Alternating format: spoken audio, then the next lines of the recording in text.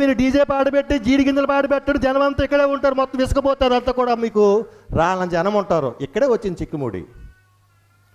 తోటి సహోదరుడు కష్టపడుతున్నాడు, సేవకుడు కష్టపడుతున్నాడు, మా కోసమే ఇంత ప్రయాస పడుతున్నాడని ఏనాడైనా మీ హృదయంలో మీకంతా తెలుసు అనుకున్నారు కదా, ఆ అంతా తెలిసిన దాంట్లో కొంతైనా మీరు దానిని పాటించారా? నాకు అంతా తెలుసు. చిన్నప్పటి నుంచి ఈ బైబిల్ని 33 సార్లు చదివాను నేను. ఎక్కడ ఏ పేజ్ ఉందో తెలుసు నాకు. అన్నీ తెలుసు కానీ అన్నీ ఉన్నాయి కానీ అన్నీ ఉన్నాయి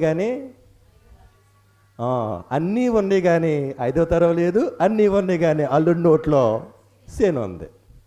ఇది వచ్చింది చిక్కుముడు. ఇప్పుడు ఇక్కడ ఆ శని కనుక మీరు వదిలించుకోలేదు అనుకోండి, రేపొద్దున ప్రభువా మీ మందిరానికి వెళ్ళాం మేము అయితే అడుగుతాడు, అడగడండి, ప్రభువా మీ ప్రార్థనకి వెళ్ళాం మేము అయితే